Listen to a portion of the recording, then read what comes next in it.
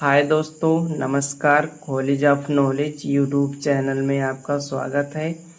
इस वीडियो के माध्यम से मैं बताऊंगा कि आप सामाजिक विज्ञान के पेपर में अपनी कॉपी को किस प्रकार से लिखेंगे, क्या गलतियां नहीं करेंगे और मैप कैसे भरा जाता है। पूरा डिटेल वीडियो के लास्ट तक बने रहना। कुछ ऐसे पॉइंटों को बताऊंगा जिससे आपको कॉपी लिखने में कोई दिक्कत ना हो, कोई परेशानी ना हो। और अगर आपको थोड़ा कम भी आता रहेगा तो कॉपी किस प्रकार से लिख सकते हैं, वीडियो के लास्ट तक बने रहना। सबसे पहले बहुविकल्पी प्रश्न शुरू होता है, जो कि एक से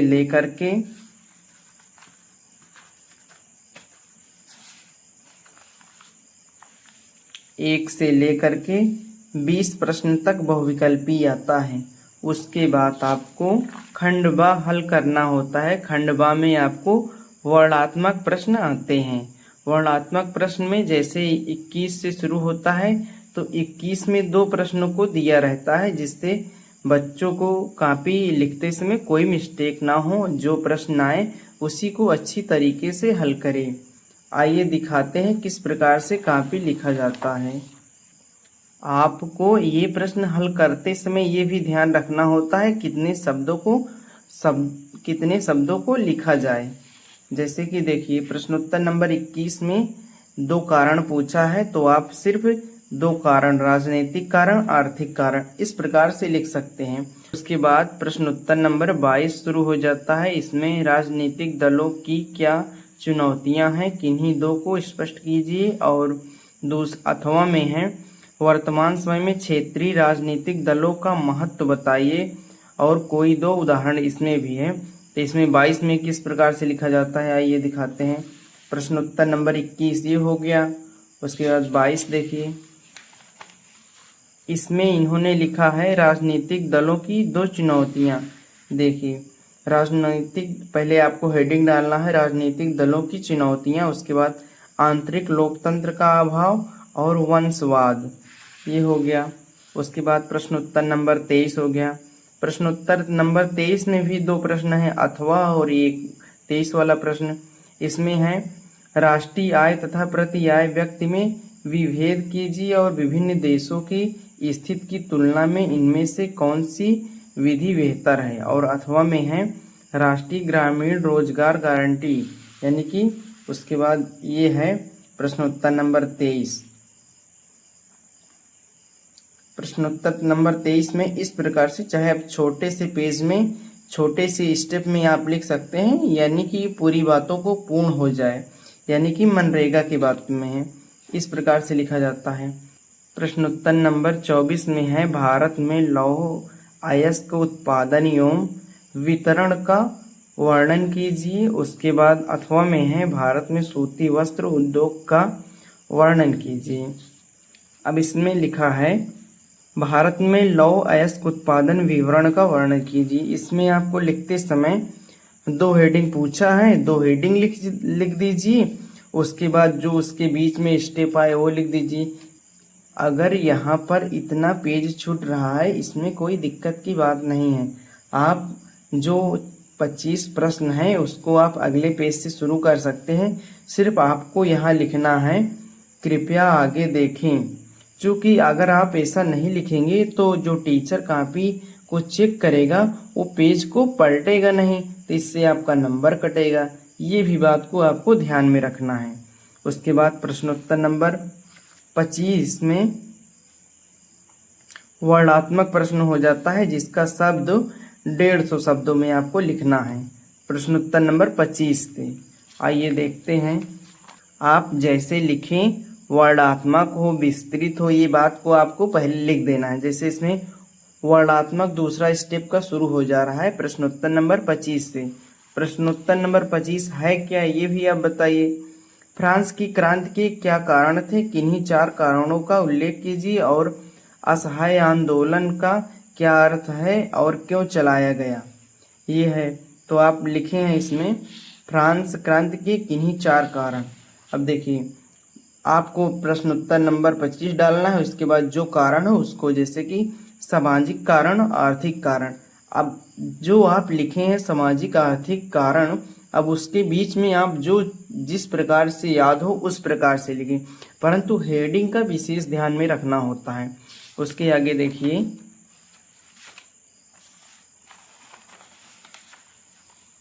उसके बाद है राजनीतिक कारण, बौद्धिक कारण। उसके बाद प्रश्नोत्तर नंबर 26 शुरू हो जाता है। बेल्जियम की शासन व्यवस्था का वर्णन कीजिए, और अथवा में है भारत की संघीय व्यवस्था की विशिष्टताओं का वर्णन कीजिए। प्रश्नोत्तर नंबर 26 को इस प्रकार से लिखा है। उसके बाद इसके आगे सीरी को देखना है। इसका मतलब ये है, जो आप वर्णात्मक प्रश्न 150 शब्दों का लिख रहे हैं, कम से कम 2 पेज या 2.5 पेज में लिखना है। देखिए, इसको 2 पेज में लिखा है, पूरा वर्णात्मक प्रश्न लिखा है। उसके बाद प्रश्नोत्तर नंबर 27 की ओर चलते हैं।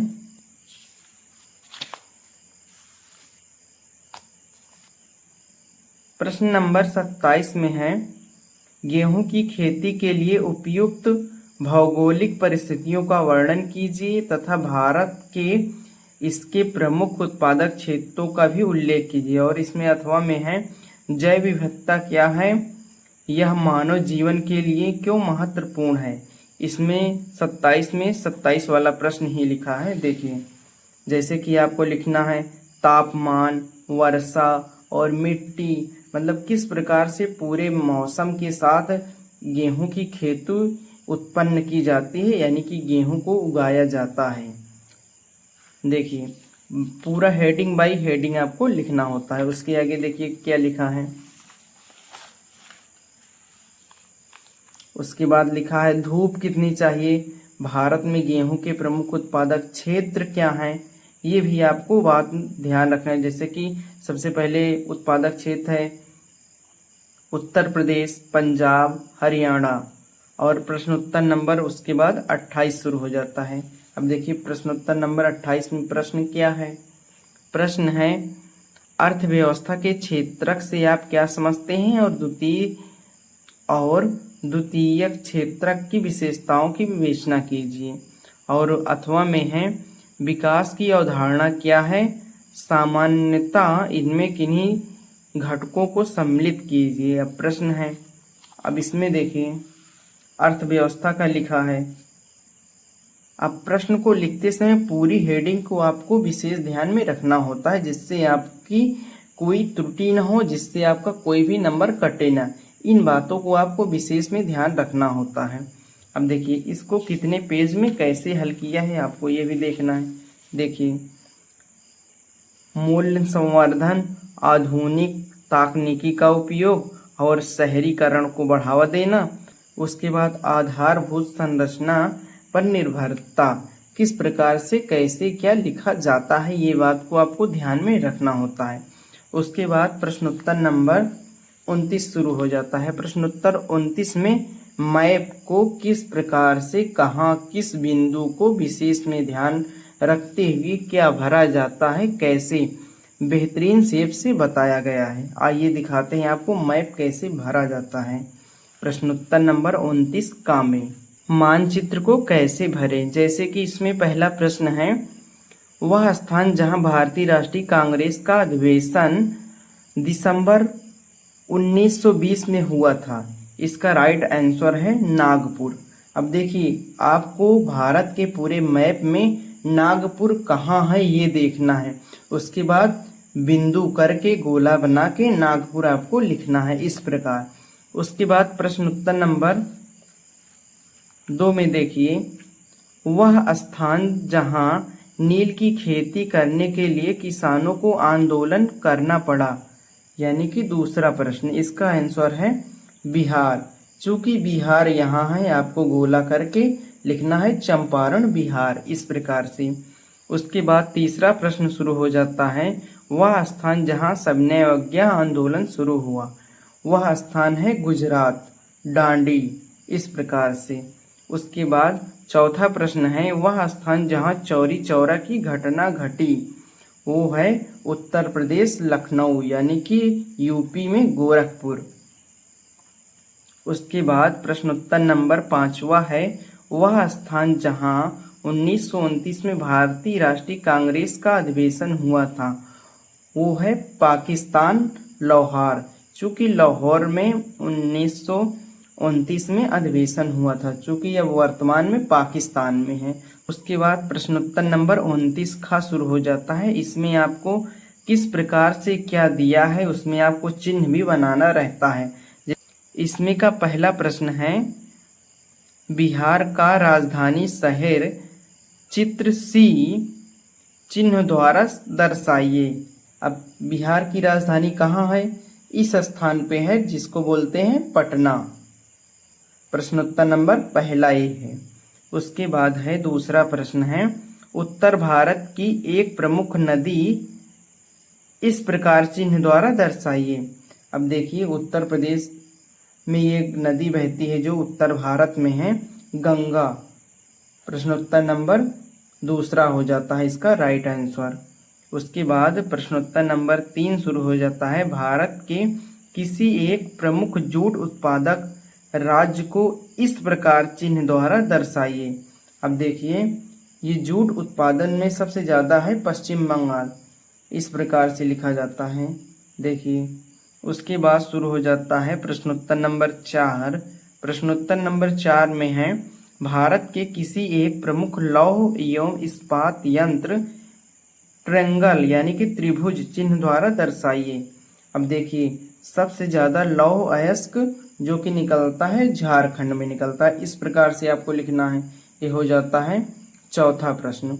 उसके बाद पांचवा प्रश्न होता है आपका, भारत के किसी एक प्रमुख खनिज तेल उत्पादक राज्य पी चिन्ह द्वारा दर्शाइए। अब पी चिन्ह द्वारा आपको दर्शाना है वो राज्य है असम, जो कि पांचवा प्रश्न है। अगर दोस्तों वीडियो पसंद आया हो तो वीडियो को लाइक और चैनल को सब्सक्राइब करना मत भूलें। और अगर आप एक नए स्टूडेंट हैं तो आपको कॉपी लिखने का बेस्ट तरीका ज़रूर पता हो गया होगा। दोस्तों अगर वीडियो पसंद आया हो तो अपने एक दोस्त के साथ ज़रूर शेयर करें।